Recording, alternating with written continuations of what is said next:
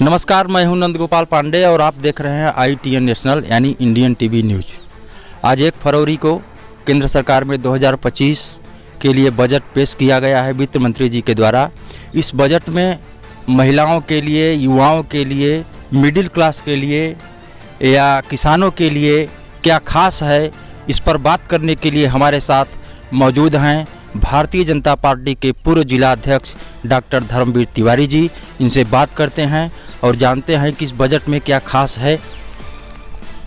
तिवारी जी, हमारे चैनल में आपका स्वागत है। आज जो बजट पेश हुआ है, इस बजट में क्या खास है, युवाओं के लिए क्या है? देखिए, युवाओं के लिए रोजगार के अवसर हैं और ये 2025 का जो आम बजट का ये जो आया है, निश्चित रूप से इस देश के यशस्वी प्रधानमंत्री माननीय नरेंद्र मोदी जी का जो सपना है कि 2047 तक विकसित भारत हो, उस संकल्प को पूरा करने वाला यह बजट है। यह बजट युवाओं को रोजगार के नए अवसर दे रहा है, महिलाओं को सशक्तिकरण से लेकर सुरक्षा की पूरी व्यवस्था इस बजट में है और मध्यम वर्गीय के लिए तो जो सपने में कभी नहीं सोचा गया था, उनके लिए ऐसा बजट दिया सरकार ने कि विपक्ष की बोलती बंद हो गई। ऐसे लोग जो 12 लाख तक कमाते हैं, उनको कोई टैक्स नहीं देना होगा।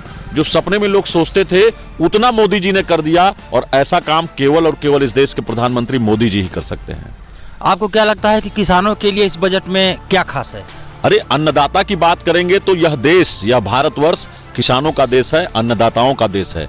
सबसे पहले माननीय प्रधानमंत्री जी ने अन्नदाताओं के लिए एक नई योजना अभी शुरू की है, जिस योजना के अंतर्गत जिस चीज की खेती जिस क्षेत्रों में नहीं होगी, इस पूरे देश में 100 ऐसे जिले चयनित किए जाएंगे जिसमें 1,75,00,000 किसानों को हर वर्ष लाभ देने का और मजबूत करने का काम करेगी सरकार इस आम बजट में जो किसानों को मजबूती के लिए काम किया है, उसमें सबसे बड़ा काम किया है कि किसान क्रेडिट कार्ड जो 3 लाख तक की क्षमता थी, उसे 5 लाख किया है। बहुत मजबूत काम किया है किसान का आय बढ़ाने के लिए। जैसे दाल की पैदावार बढ़ाने के लिए आपको बता दूं कि सरकार दाल खरीदेगी, नेफ्ट के माध्यम से खरीदेगी और उसको सरकार बेचेगी, किसानों की आय बढ़ाने। आपको क्या लगता है कि इस बजट से महंगाई पर कुछ असर पड़ेगा? देखिए, महंगाई पे भी अंकुश लगेगा और इस देश का हर अन्नदाता मजबूत होगा, नौजवान मजबूत होगा, रोजगार के नए अवसर बढ़ेंगे और जब अन्नदाता मजबूत होगा तो यह देश मजबूत होगा। और इस देश का जो सपना है माननीय नरेंद्र मोदी जी का कि 2047 तक विकसित भारत हो, निश्चित रूप से यह जो उन्होंने सपना देखा है, वह इकोनॉमी का, वह पूरे विश्व में आज भारत को लोग ऐसी नजर से देख रहे हैं कि जो मोदी जी ने कहा है कि तीसरे नंबर की अर्थव्यवस्था होगी भारतवर्ष हमारा, उसकी तरफ हम यह कदम बहुत बड़ा कदम है। मिडिल क्लास के लिए ये बजट कितना लाभकारी होगा? पूर्णतः मिडिल क्लास को तो पूरा बम है, कहने की तो कोई बात ही नहीं है।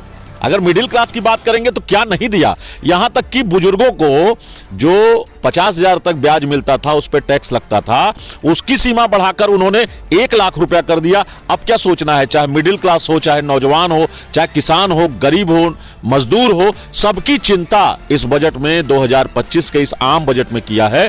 विपक्ष की बोलती बंद है, कोई बोल नहीं सकता, कोई विषय ही नहीं है। अब उनको आपत्ति किसी चीज से है तो वो विषय अलग है।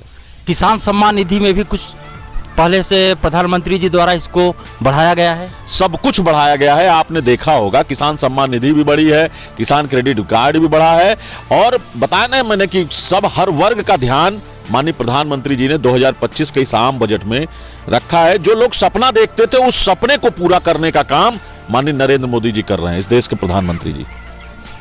तो आप सुन रहे थे हमारे साथ भारतीय जनता पार्टी के पूर्व जिला अध्यक्ष धर्मवीर तिवारी जी ने अपना वक्तव्य इस 2025 का जो बजट पेश किया गया है, इस पर अपना वक्तव्य दिया। हमारे चैनल में जुड़ने के लिए आपको बहुत बहुत धन्यवाद। सोनभद्र से नंद गोपाल पांडे, ITN नेशनल की ये रिपोर्ट।